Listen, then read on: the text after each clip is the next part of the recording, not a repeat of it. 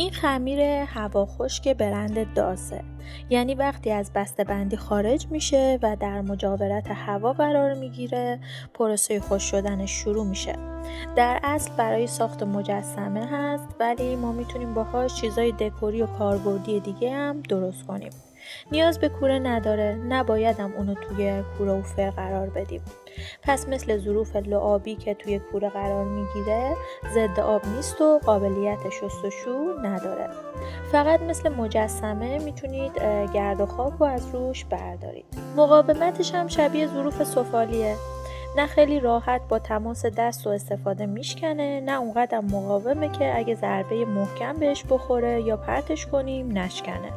روی بسته‌بندی اون یه چسب قرار گرفته، اونو جدا میکنم. این خمیر رو هم میتونید از لوازم تحریری‌ها و لوازم هنری‌ها بخرید، هم توی گوگل سرچ کنید و فروشگاه‌های آنلاین اونو پیدا کنید. همونطور که میبینید وقتی از بسته‌بندی خارج میشه کاملا نرم و انعطاف پذیره، پس نیاز به ورز دادن و آب زدن نداره. بلافاصله که از بسته‌بندی خارج کردید شروع کنید به ساخت چیزی که میخواین باهاش بسازید تا خوش نشه. یه تیکه از خمیر رو برمیدارم، مابقی خمیر رو میذارم توی بسته‌بندی خودش، خوب میپیچم، بعد دوباره میذارم داخل یه پلاستیک دیگه تا خوش نشه.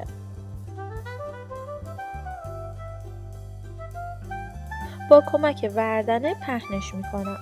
قطر خمیرتون نباید خیلی پلوف باشه نه خیلی نازک.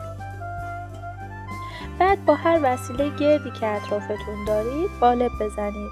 من از درب یه بطری دارم استفاده میکنم. اگرم نمیخواستید گرد باشه که با وسایل دیگه هر شکلی که دوست دارید رو در بیارید.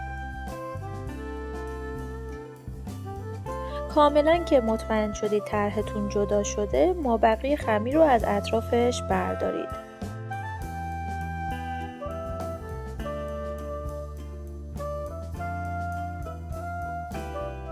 حالا با یه ظرف یا یه قالب کوچیک‌تر وسط خمیرم قالب بزنید و جدا کنید. برای آویز من از گیره کاغذ میخوام استفاده کنم. شما هر گیره‌ای که دارید یا مناسب کارتون هست استفاده کنید. با کمک انبردست نصفش میکنم.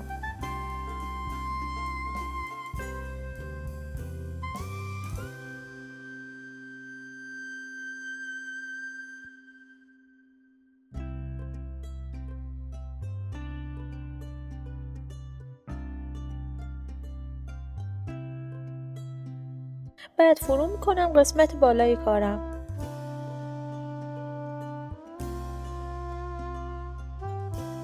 با کمک یه تیکه کاغذ خیلی آروم و با دقت کارم رو از روی میز جدا میکنم.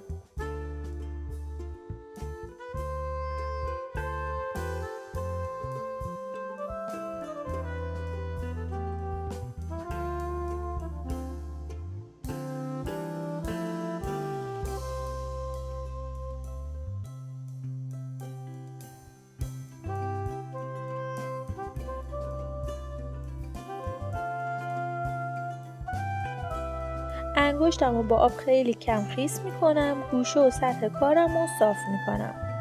سعی کنید خیلی از آب استفاده نکنید. –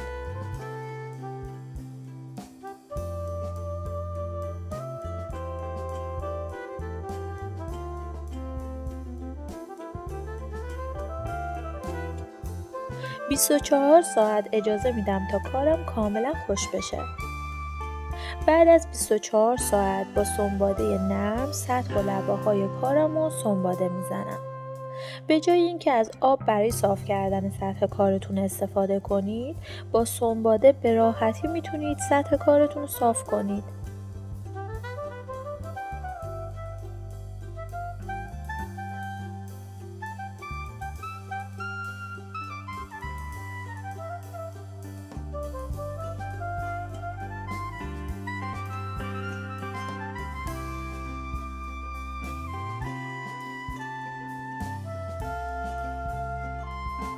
بعد با دستمال مرطوب گرد و خاک روشو بر میدارم تا موقع رنگامیزی با رنگم قاطی نشه و رنگم رو کدر نکنه.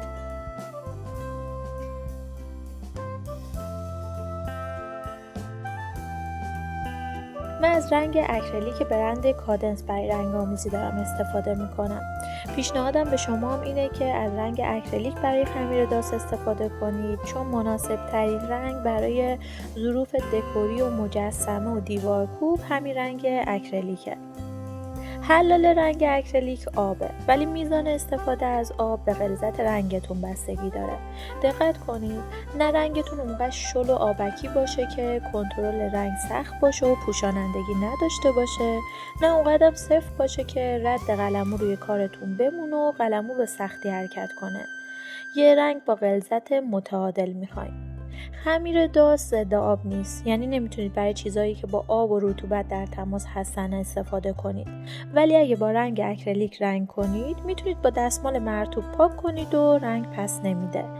برای همین برای درست کردن مجسمه و دیوارکوب و لوازم تزئینی گزینه بسیار مناسبیه. همونطور که میدونید منم دارم باش قاب عکسای کوچیک درست میکنم.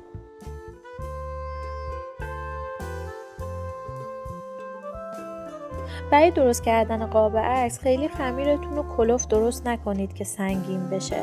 البته خمیر داس خیلی سنگین نیست، ولی سعی کنید برای قاب عکسای کوچیک و نازک استفاده کنید. شکل و فرم قابتون هم که بستگی به سلیقه خودتون داره. من گرد درست کردم. حتی میتونید گیره وصل نکنید، به جاش آهنربا بچسبونید و بزنید به یخچال. اگه دوست داشتید قاب عکستون براق و مقاوم‌تر بشه، هم میتونید روش روغنجلا بزنید، هم وارنیش بزنید، هم رزین. روغنجلا و وارنیش هم به صورت اسپری هست، هم به صورت قوطی. اگه قوطی خریدید با کمک یه تیکه ابری یه لایه نازک روی کارتون بزنید. اگرم اسپری خریدید که از فاصله 30 سانتی متری روی کارتون یک بار اسپری کنید. ولی برای رزین باید نحوه درست کردن رزین و استفاده از اون رو بلد باشید که من تو ویدیوهای قبلی کار با رزین و طرز درست کردنش رو آموزش دادم. با این حال در هر سه مورد کار شما کاملا ضد آب و قابل شستشو نمیشه، فقط مقاومتر و براق‌تر میشه.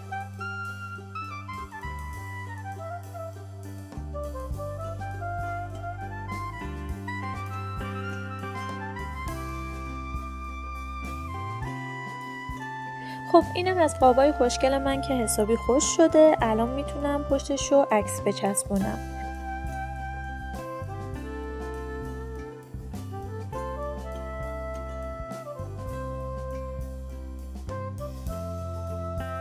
من از چسب قطره‌ای میخوام استفاده کنم. شما هر چسبی که دوست دارید و مناسب میدونید میتونید استفاده کنید. من مستقیم عکس رو به قاب میچسبونم. شما میتونید اول یه تیکه تلق بذارید، بعد عکستون رو بچسبونید.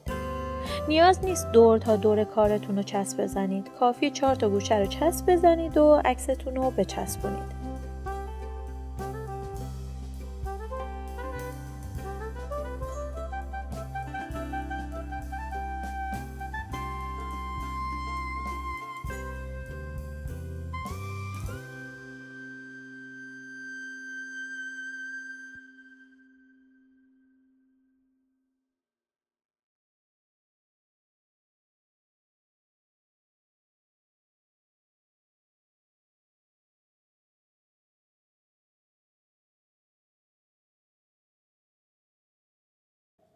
اینم از نتیجه کار من. خوشحال میشم شما هم نظرتون رو برام بنویسید.